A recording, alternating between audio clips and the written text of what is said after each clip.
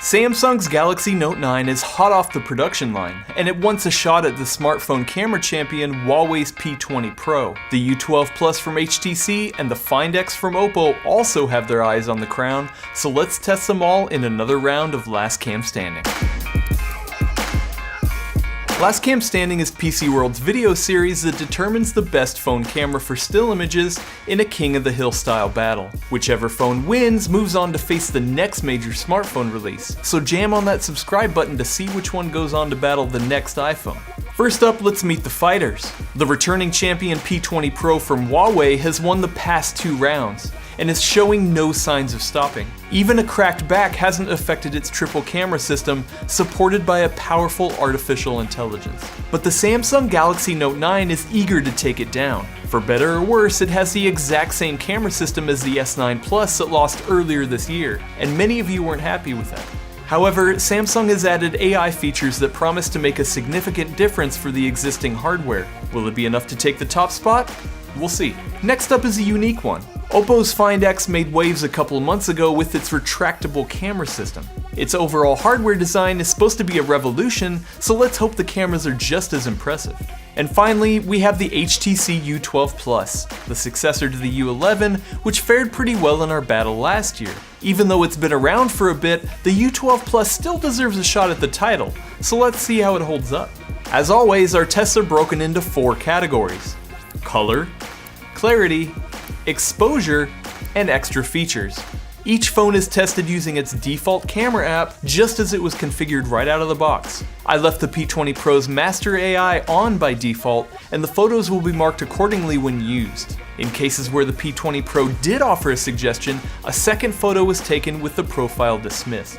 Now let's get to the results of the battle. First up is color, and here we're looking for accurate reproduction and white balance. Right off the bat, these photos seem pretty similar in terms of color reproduction, but let's dig deeper. Judging by the concrete above the graffiti, we see that the Note 9 is favoring warmer tones and the P20 Pro is favoring cooler tones. The Note 9 also has some of that signature Samsung saturation, which helps the colors in the face pop, but it's not too overdone.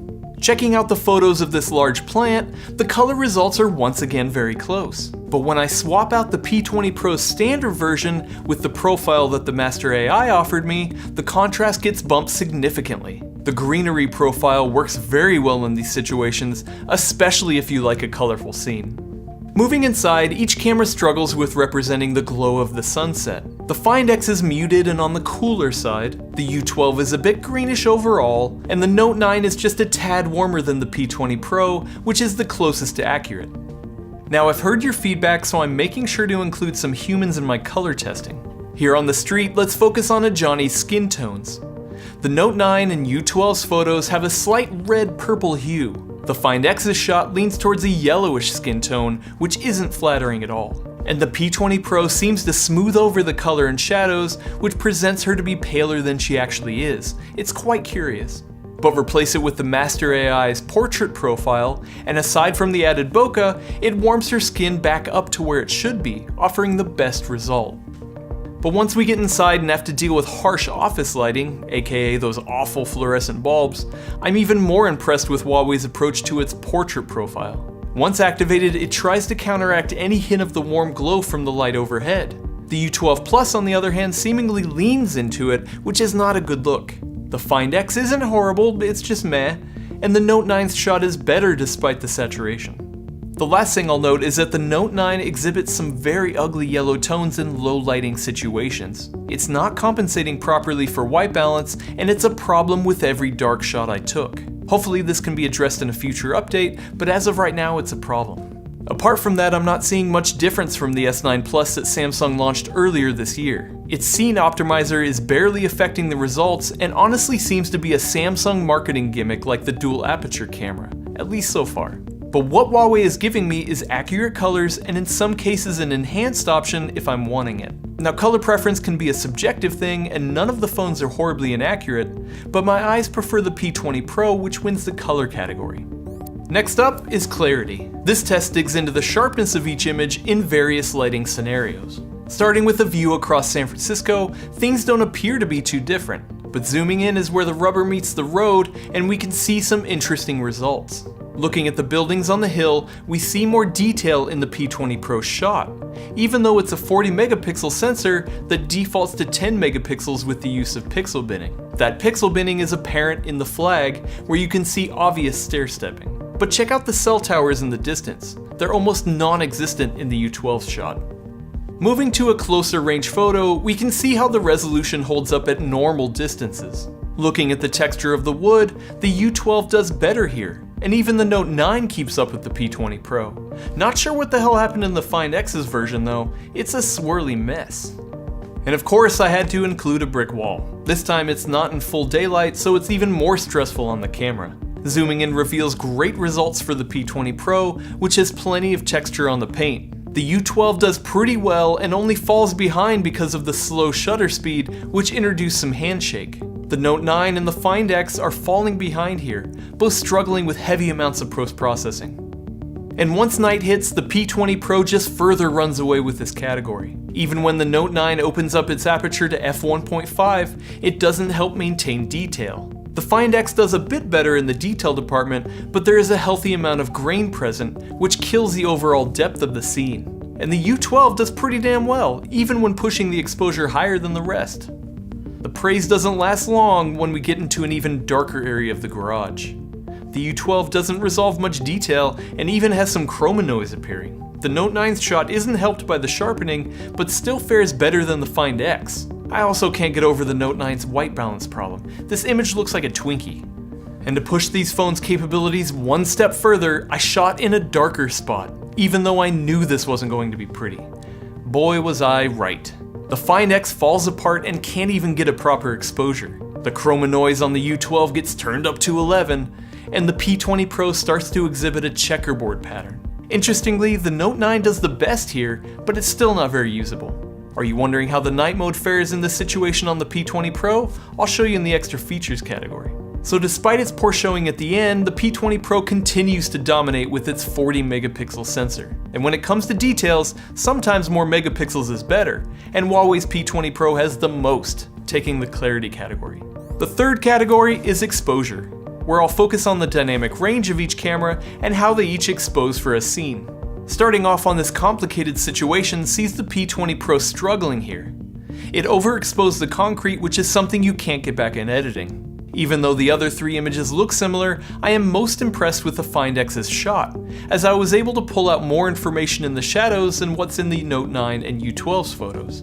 On the railroad tracks, we can see that the P20 Pro underexposed this time to protect the sky. Again, I'm gonna have to favor the Find X's shot as it has a proper exposure and still holds information in the brightest parts of the sky. All of these photos are perfectly usable though, so I'm having to nitpick. When we check out this indoor shot, things don't fare well for the Find X, as its HDR doesn't kick in enough to protect the highlights from the sun. So in this case, the Note 9 does just a bit better than the P20 Pro, which appears flat but loses shadow information in the dark stools. In a flat lighting scenario like this, it's important to expose for skin without blowing out any bright parts of the image. Unfortunately, the P20 Pro and Find X do just that, and you can see the peaks on the histogram indicating clipping on her shirt. In this case, the Note 9 handles its exposure the best. Ultimately, this category ends up being a hard one to judge as all of the phones hold up pretty well, forcing me to split hairs. Overall, I'm pleased with the performance of the Note 9, especially considering how much the S9 overexposed photos earlier this year. Samsung has come a long way in this respect, so the Note 9 wins the exposure category.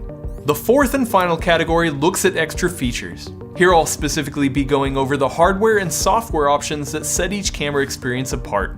First off, I want to cover the fact that the sliding camera array on the Oppo Find X is pretty damn awesome. I've unfortunately scratched my fair share of smartphone lenses, so I appreciate the concept, even if the phone can feel a bit weird to hold in landscape when it moves. But I also want to point out that Oppo took a page out of Apple's playbook and put the camera settings inside the Settings app rather than in the camera app itself. Not cool. Each phone sports at least two cameras, all of the telephoto variety. Too bad none of them can hold a candle to the quality of the P20 Pro's telephoto camera, it's just too good to deny. And even though my mom doesn't geek out about pixels the way I do, she does use the zoom on her phone all the time, and I know she'd appreciate the level of detail on display here. And remember the low-light photos from the clarity category? The P20 Pro had a great showing, even without using its impressive night mode. In this mode, Huawei exposes the scene for around 4 seconds and stitches the information together, which can reveal a brighter and clearer photo, a feature none of these other phones offer. Huawei also gets a nod for its AI compared to the rest. Not only does it offer substantial recommendations, it's easy to dismiss if you would rather have the unaffected version. Sure, the AI on the Find X and Note 9 recognize the scene just as well as the P20 Pro, but it doesn't alter the results of the photos in any discernible way compared to having it off. I'm inclined to think this is another gimmick by Samsung to help you forget that this is just the same camera system that's in the S9 Plus. And when it comes to each phone's default camera app, all of them except for the U12 use a carousel style layout, which I'm not very fond of. Not that I prefer the app layout on the U12, I just like to switch between modes from a list rather than scrolling through till I get to the one I want to use. Speaking of the U12 Plus, I had a hell of a time quick launching the camera app with the non-button power button, and that's a bigger issue with the phone itself. The last point I'll hit is the protruding lens system on the P20 Pro. Used next to the other phones that have the cameras either flush with the back glass or hidden, it sticks out like a sore thumb and it needs to be addressed in the next version. All that said, the P20 Pro is the only phone that offers 3 unique and powerful cameras on top of a more beneficial AI system. So the Huawei P20 Pro takes the extra features category. And now it's time to crown a winner. While Samsung continues to refine its approach to photo processing, it still can't topple the P20 Pro, keeping Huawei in the top spot for 3 rounds. This makes the P20 Pro the longest winner of 2018 so far. It's hard not to love what Huawei is doing with the P20 Pro's camera. It's the first to offer a triple system and packs in a ton of horsepower. Its unique secondary black and white sensor not only helps the other lenses get sharper results, it also captures stunning black and white photos to boot. Huawei is also leaning heavily into its AI processing that, for the most part, offers pleasing results. And to top it off, the P20 Pro uses Leica lenses, which provide an edge in this crowded market. With all this power, who knows how long it'll keep the lead. Well, the next iPhone and Pixel are almost here, which should prove to be tough opponents. If I were you, I wouldn't want to miss it, so subscribe to see the next episode of Last Cam Standing.